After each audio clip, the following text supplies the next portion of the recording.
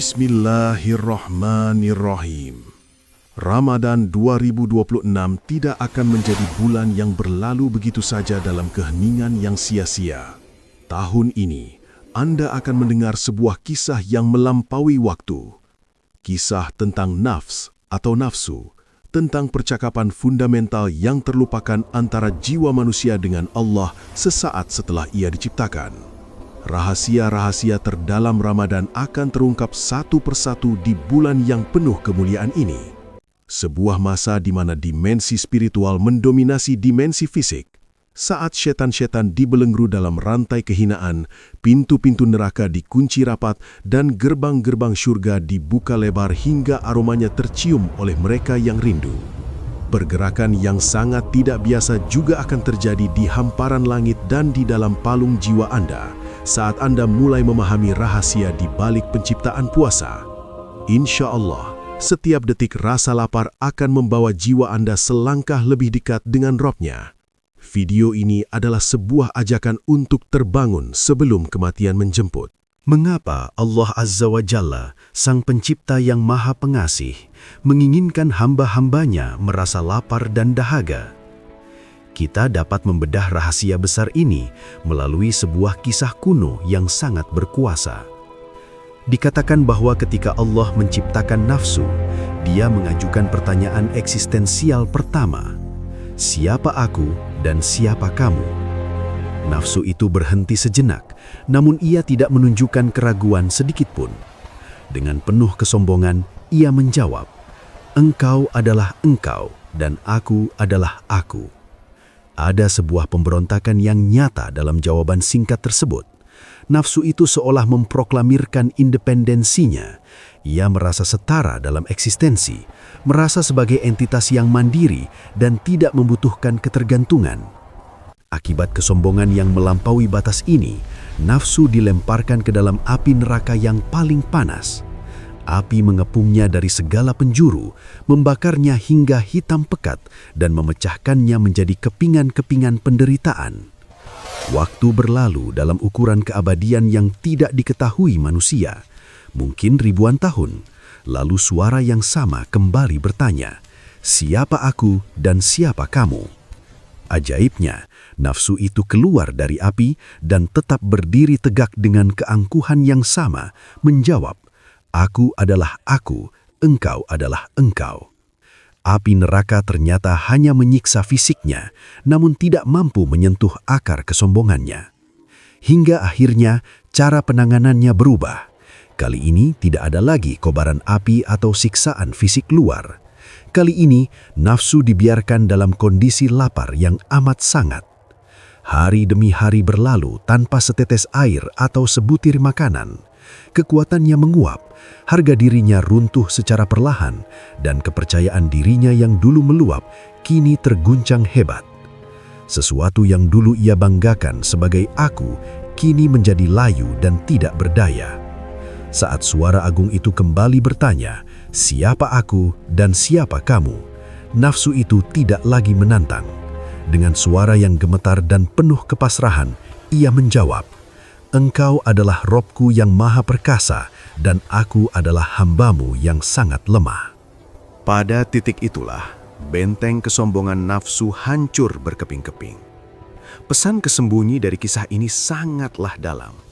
Api mungkin bisa menyiksa nafsu, tetapi ia tidak memiliki kekuatan untuk menghancurkan ego batinnya.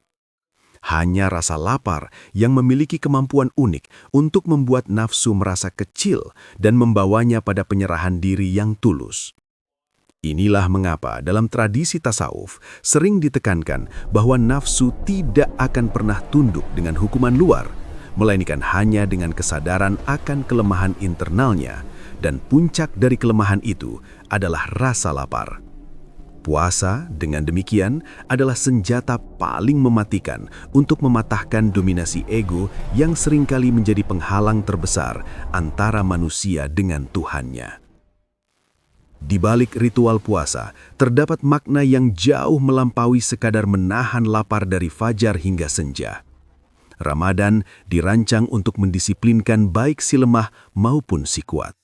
Sebab Tanpa kita sadari, di dalam zona nyaman yang kita bangun setiap hari, Fir'aun kecil dan sosok Namrud mulai bersemi di dalam hati kita. Diktator-diktator kecil ini tumbuh secara diam-diam di atas tahta nafsu yang selalu dimanjakan. Ketika setiap keinginan langsung terpenuhi, saat lapar langsung makan, saat haus langsung minum, nafsu mulai merasa sebagai penguasa atas dirinya sendiri. Namun, ketika fajar Ramadan menyingsing, tahta-tahta imajiner itu mulai berguncang hebat. Melalui puasa, seseorang dipaksa untuk mengingat kembali identitas aslinya sebagai seorang hamba. Tubuhnya mungkin meronta menginginkan makanan. Ada hidangan lezat di atas meja, ada uang yang cukup di dalam sakunya untuk membeli apapun, namun ia tidak berani menyentuhnya. Mengapa? Karena perintah dari sang pemilik belum turun. Keadaan ini menciptakan kesadaran psikologis yang luar biasa. Manusia menyadari bahwa meskipun ia memiliki sarana, ia tidak memiliki otoritas mutlak. Ia berada di bawah komando yang lebih tinggi. Ia merasakan dahaga yang membakar lidahnya, namun ia tetap memilih untuk menunggu dalam kelemahan yang mulia, menanti amir ilahi, perintah ilahi. Penantian ini memuncak pada saat azan maghrib berkumandang, sebuah momen kemenangan di mana kelemahan fisik diubah menjadi kemuliaan spiritual. Puasa adalah sebuah laboratorium kemanusiaan yang sangat presisi. Di dalamnya tersembunyi formula untuk menyatukan kembali struktur sosial yang seringkali terpecah oleh kasta ekonomi. Bayangkan seorang yang bergelimang harta.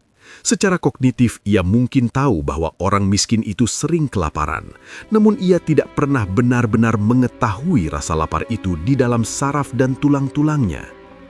Pengetahuan intelektual sangat berbeda dengan pengalaman langsung. Sejarah mencatat perilaku dingin dari mereka yang tidak pernah lapar melalui kutipan terkenal yang sering diatribusikan pada seorang ratu. Jika rakyat tidak bisa menemukan roti untuk dimakan, biarkan mereka makan kue. Jawaban ini bukan sekedar ketidaktahuan, melainkan bukti nyata dari pikiran yang telah tumpul karena kenyang yang abadi. Puasa datang untuk meruntuhkan tembok ketidaktahuan ini. Ia memaksa si kaya untuk turun ke tingkat realitas si miskin, merasakan lemas yang sama dan pusing yang sama. Dengan demikian, puasa membangun jembatan empati yang kokoh, mengeluarkan manusia dari penjara nafsu yang egois dan membawanya ke dalam pelukan kemanusiaan yang lebih luas. Allah Azza wa Jalla memperkenalkan dirinya sebagai Ar-Rahman, Maha Pengasih, dan Ar-Rahim, Maha Penyayang. Namun ironisnya, manusia seringkali buta terhadap kasih sayang ini. Hal ini terjadi karena sifat dasar manusia yang cenderung mencari bukti fisik atas apa yang didengar oleh telinganya. Jika seseorang berkata, "Aku sangat dermawan," kita mungkin mempercayainya, tetapi mata kita tetap mencari bukti nyata dari kedermawanan tersebut. Allah menunjukkan kemurahannya dengan menghujani alam semesta dengan nikmat yang tak terhitung. Namun karena nikmat itu datang secara konstan dan tanpa henti, kita seringkali gagal melihatnya sebagai pemberian.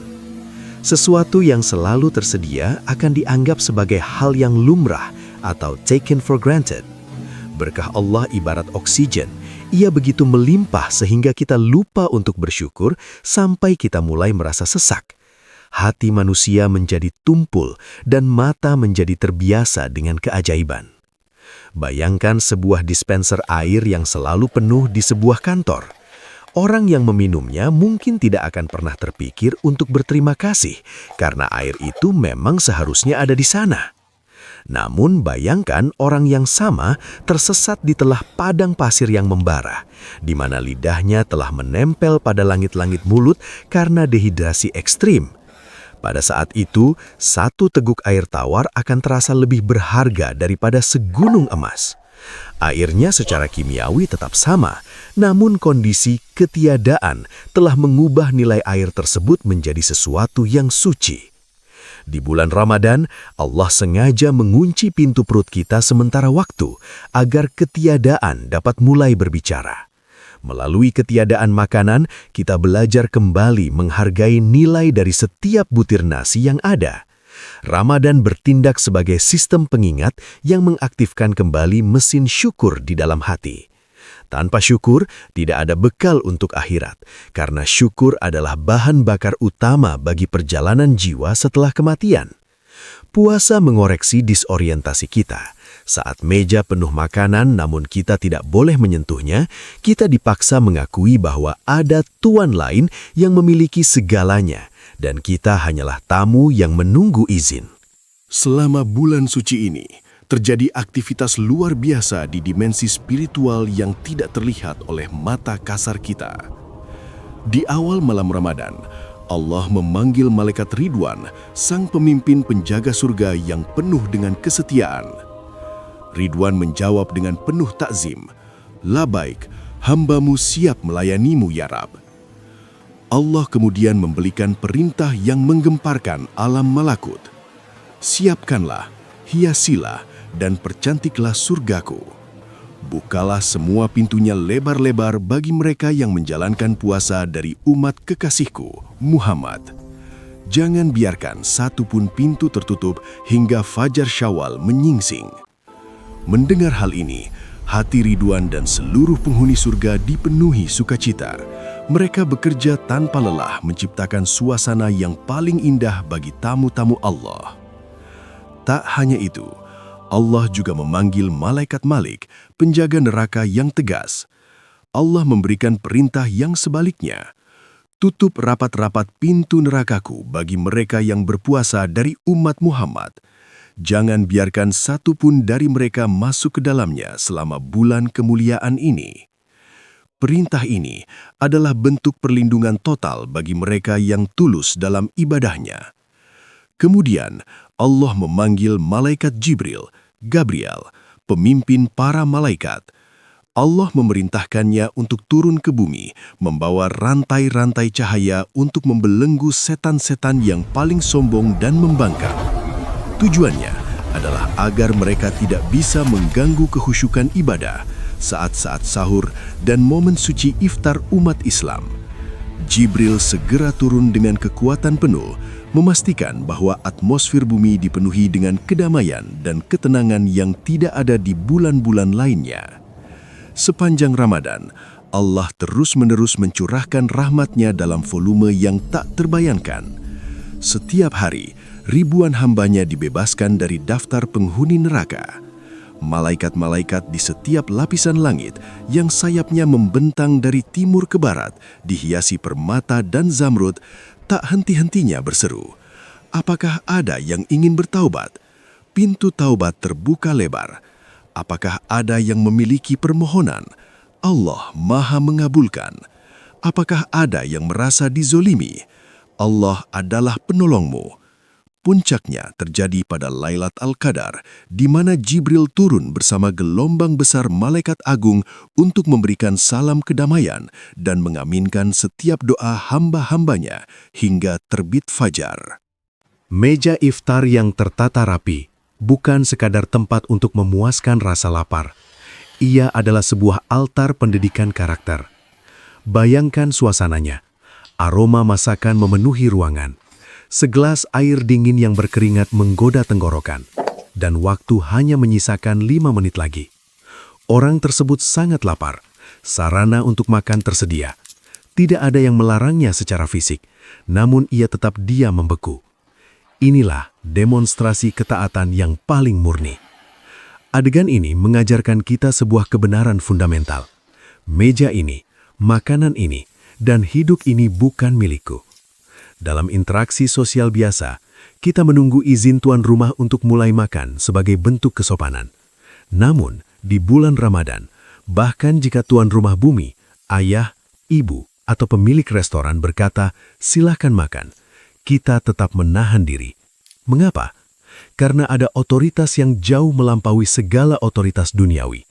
Di sini, kita belajar bahwa konsep halal dan haram bukan semata-mata tentang zat makanannya, melainkan tentang kepatuhan pada perintah.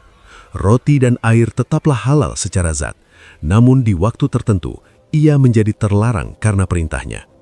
Ini membuktikan bahwa aturan bukan hanya soal hukum, tetapi soal hubungan antara Sang Pencipta dengan hambanya. Kemampuan untuk menahan diri dari yang halal selama sebulan adalah pelatihan kekuatan, agar seseorang memiliki otot spiritual yang cukup kuat untuk menjauhi yang haram selama sisa hidupnya. Ramadan adalah masa di mana Allah melakukan riset terhadap sistem operasional manusia. Pusat kendali utama keinginan hewani terletak pada perut. Sepanjang tahun, semua indera kita seringkali dipaksa bekerja hanya untuk melayani perut. Mata mencari makanan lezat, hidangan dipikirkan oleh pikiran, lidah bersiap mencicipi, dan tangan serta kaki bergerak lincah mencari nafkah demi memuaskan rasa lapar. Namun, saat puasa memutus aliran energi konstan ke perut, sistem ini mengalami kolaps sementara yang sehat. Di saat itulah, indera-indera kita seolah terbangun dan menyadari tugas asli mereka. Mata mulai menyadari bahwa ia tidak hanya diciptakan untuk melihat label harga atau menu makanan, melainkan untuk menatap ayat-ayat Tuhan. Pikiran mulai menyadari bahwa ia tidak hanya berguna untuk merencanakan menu makan malam, melainkan untuk merenungkan makna keberadaan. Lidah dan hidung tidak lagi sekadar menjadi sensor rasa, melainkan sensor syukur. Inilah revolusi sunyi yang terjadi di dalam batin, sebuah pergeseran dari eksistensi materialistik menuju kesadaran spiritual yang mendalam. Salah satu keajaiban sosial Ramadan adalah transformasi umat menjadi seperti sebuah pasukan yang sangat disiplin dan terorganisir. Bayangkan, jutaan manusia di seluruh dunia, dari berbagai latar belakang budaya dan bahasa, semuanya berhenti makan di detik yang sama, imsak, dan mulai makan di detik yang sama, maghrib. Ini bukan sekadar rutinitas, ini adalah pemandangan yang sangat dicintai oleh Allah. Ibadah dalam Islam seringkali bersifat komunal karena Allah ingin hamba-hambanya saling terhubung. Seseorang mungkin merasa lemah jika berjuang sendirian, namun dalam kebersamaan ada rahmat yang luar biasa besar yang turun. Perumpamaannya seperti tanaman teh di daerah pegunungan yang berdiri rapat berdampingan. Mereka mungkin kecil dan rapuh, namun karena mereka padat dan bersatu, mereka mampu menarik turunnya hujan dan kabut setiap hari. Dalam hal doa pun demikian. Doa kolektif jauh lebih kuat daripada doa individu. Seperti pasar tomat besar, jika Anda membeli 1 kilogram, Anda akan memilih setiap butirnya dengan sangat teliti. Namun, jika sebuah pabrik membeli berton-ton tomat, maka tomat yang sedikit cacat atau kurang sempurna pun akan ikut terbawa masuk, karena jumlahnya yang besar. Demikian pula rahmat Allah di bulan Ramadan. Ia turun secara masif. Allah tidak lagi hanya melihat amal individu kita yang penuh kekurangan, melainkan melihat kita sebagai satu kesatuan umat. Disinilah kita bisa berbisik, "Ya Rob, mungkin amalku cacat dan tidak layak, namun demi kemuliaan kerumunan hamba-Mu yang bersatu ini, terimalah aku juga di dalam rahmat-Mu." Ramadan adalah bulan untuk mendefinisikan ulang di mana letak kekayaan kita yang sesungguhnya. Ada sebuah fragmen kehidupan dari Imam Al-Azam Abu Hanifah yang sangat relevan. Suatu hari, seseorang berlari menemuinya dan membisikkan berita buruk. "Wahai Imam, kapal-kapal dagangmu yang penuh harta telah tenggelam di tengah laut." Imam terdiam sejenak, meletakkan tangannya di atas dadanya, lalu berucap, "Alhamdulillah." Beberapa waktu kemudian, orang yang sama kembali lagi dengan wajah bingung dan berkata, "Maafkan aku Imam, ternyata berita tadi keliru. Kapal yang tenggelam itu bukan milikmu, melainkan milik pedagang lain. Kapalmu baru saja bersandar di pelabuhan dengan selamat." Imam sekali lagi meletakkan tangannya di dada dan kembali berucap, "Alhamdulillah." Saksi mata yang bingung bertanya, mengapa reaksinya sama untuk berita yang bertolak belakang? Imam menjelaskan bahwa Alhamdulillah pertama adalah karena ia memeriksa hatinya dan menemukan bahwa ia tidak merasa sedih atau hancur saat hartanya dikabarkan hilang. Alhamdulillah kedua adalah karena ia memeriksa hatinya lagi dan menemukan ia tidak merasa gembira berlebihan atau sombong saat hartanya kembali. Beliau telah menempatkan dunia di tangannya, bukan di hatinya.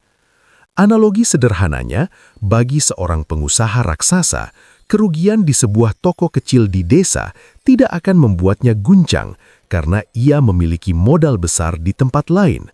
Bagi seorang mukmin, akhirat adalah modal raksasanya, sementara dunia hanyalah toko kecil tersebut.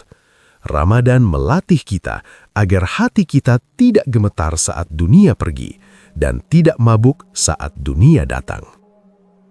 Salah satu bahaya terbesar dalam kehidupan spiritual adalah kegagalan dalam mengidentifikasi siapa pemberi nikmat yang sesungguhnya. Seringkali saat kita menerima kebaikan, kita hanya melihat sebab di depan mata. Jika kita sembuh, kita hanya memuji dokter. Jika kita naik jabatan, kita hanya berterima kasih pada bos. Bediu Zaman Said Nursi memberikan peringatan yang sangat keras. Jika seseorang tidak tahu kepada siapa ia harus berterima kasih, maka rasa syukurnya perlahan-lahan akan berubah menjadi syirik tanpa disadari. Ibarat seekor ayam yang Anda beri makan dan minum setiap hari, namun ia malah berpergi bertelur di ladang tetangga Anda. Anda tentu akan merasa ayam itu tidak tahu diri. Manusia pun demikian. Allah yang memberikan kehidupan, kesehatan, dan rizki, namun manusia seringkali mengarahkan terima kasihnya kepada hijab atau penyebab lahiriah saja. Puasa menyingkirkan hijab-hijab ini. Saat kita dilarang makan, kita menyadari bahwa dokter atau bos tidak bisa memuaskan rasa lapar kita jika perintah Allah belum tiba. Puasa memurnikan saluran syukur kita agar mengalir langsung ke arah Al-Ghafir, Maha Pengampun, dan Asy-Syakur, Maha Menghargai. Hewan hidup berdasarkan insting sekarang juga. Saat lapar mereka makan, saat terancam mereka lari. Tidak ada jeda antara keinginan dan tindakan. Namun manusia diciptakan dengan kemampuan untuk menunda. Ramadan adalah pelatihan intensif dalam seni menunda kepuasan. Seseorang yang belajar untuk berkata, "Tunggu, belum waktunya," kepada nafsunya sendiri, sebenarnya sedang memerdekakan jiwanya. Kebebasan sejati bukanlah kemampuan untuk melakukan segala sesuatu yang kita inginkan. Itu adalah perbudakan nafsu, melainkan kemampuan untuk tidak melakukan sesuatu, bahkan ketika dorongan internalnya sangat kuat. Dengan berpuasa, kita membuktikan bahwa kita adalah tuan atas tubuh kita sendiri, bukan budaknya. Penguasaan diri ini adalah modal utama dalam menghadapi godaan haram di luar bulan Ramadan. Saat bulan suci ini perlahan menjauh dan halaman kalender berganti ke arah Syawal, sebuah pertanyaan besar akan menggantung di udara. Apakah Ramadan benar-benar telah selesai? Atau ia baru saja dimulai di dalam diri kita? Jika Ramadan hanya dianggap sebagai periode menahan lapar, maka ia akan berakhir seketika saat azan Idul Fitri berkumandang. Namun, jika ia dijalani dengan kesadaran penuh, ia akan meninggalkan tanda permanen di dalam jiwa. Tanda itu berupa syukur yang terarah, tidak lagi tenggelam dalam sebab-sebab duniawi, kemauan yang terlatih, kekuatan untuk berkata tidak pada yang buruk, adab sebagai tamu, kesadaran bahwa kita tidak memiliki apapun di dunia ini secara mutlak, semuanya adalah titipan. Kesadaran kolektif, memahami bahwa keselamatan kita terkait erat dengan keselamatan orang lain. Ramadan datang sebagai tamu agung, dan seperti setiap tamu, ia akan pergi meninggalkan memori. Pertanyaannya adalah, memori seperti apa yang ia tinggalkan di rumah batin Anda? Apakah rumah itu menjadi lebih bersih, lebih terang, dan lebih luas, atau ia tetap sama seperti sebelumnya? Dunia ini adalah tempat yang licin. Semakin keras Anda menggenggamnya, semakin cepat ia terlepas. Namun jika dunia dijalani dengan kesadaran sebagai amanah, ia akan terasa ringan dan indah. Ramadan menunjukkan kepada kita di mana seharusnya hati kita berlabuh. Ia melakukannya dengan cara membungkamkan kebisingan perut agar suara hati yang lembut dapat terdengar kembali. Kini, saat kita bersiap untuk melepasnya, tanyakanlah pada cermin jiwa Anda, siapakah aku yang akan melangkah keluar dari gerbang bulan ini? Jika Anda menemukan diri Anda menjadi lebih lembut, lebih sadar dan lebih pasrah kepada Allah, maka Ramadan telah menunaikan tugas sucinya. Semoga Allah menjadikan kita hamba-hamba yang tidak hanya menonton Ramadan berlalu, tetapi yang diukir ulang oleh setiap detiknya menjadi pribadi yang lebih bercahaya. Amin. Allahu Akbar, Allahu Akbar.